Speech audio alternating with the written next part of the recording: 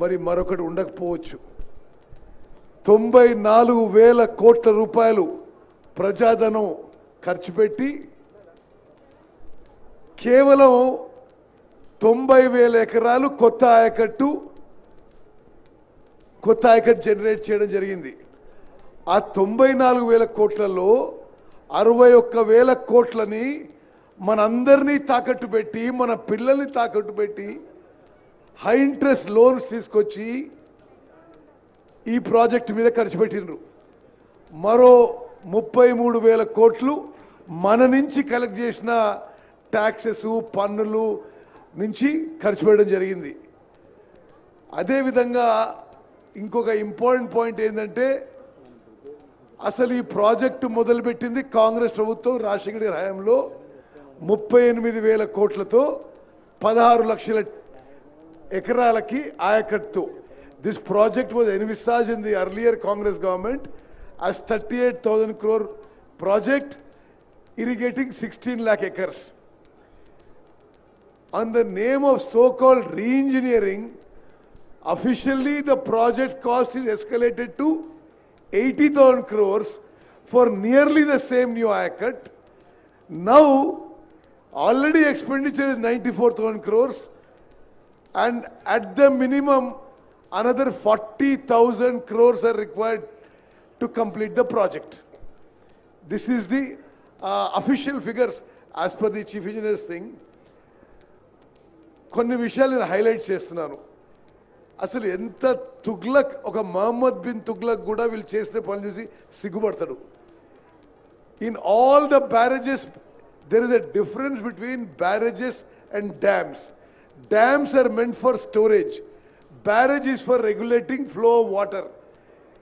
ఎక్కడ కూడా ప్రపంచంలో ఉన్న బ్యారేజ్లలో బ్యారేజ్ కట్టి నీళ్లు స్టోరేజ్ చేసిన వీళ్ళే చేసారు. The biggest barrages in the world, capacity is 2 TMC, 3 TMC, maybe maximum 4 TMC. వీళ్ళు ఈ మేడిగడ్డ బ్యారేజ్లో 10, 11, 12, 14 టీఎంసీలు స్టోర్ చేసి ఫోటోలు తీసుకొని ఎన్నికల ముందు ఏదో గోదావరి జలకళ అని చెప్పి అన్ని పేపర్లో మీడియా ఇవ్వడం జరిగింది.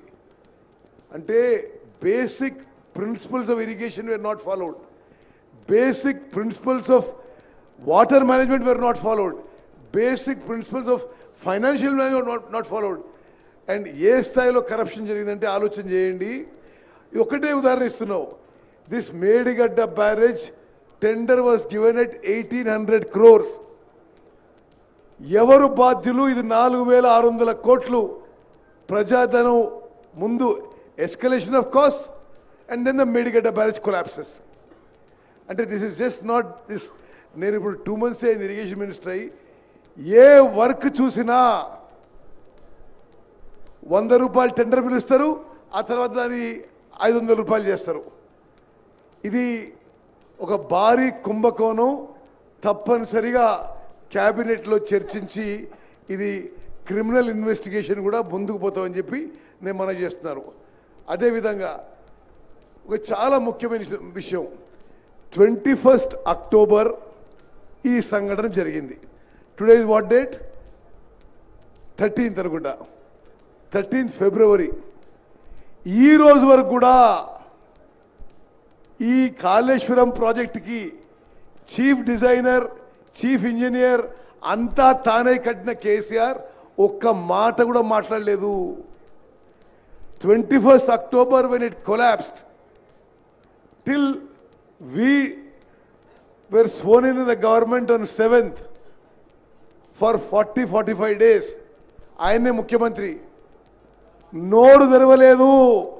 ఆ రోజు నుంచి ఈ రోజు కూడా ఒక్క మాట కూడా మాట్లాడకపోవడం ఇది చాలా దురదృష్టకరం. మీడియా కూడా గమనించాలని చెప్పి నేను మనం చేస్తున్నాను. అదేవిధంగా నేషనల్ డ్యామ్ సేఫ్టీ అథారిటీ ఒక constitutional body created by an act of parliament.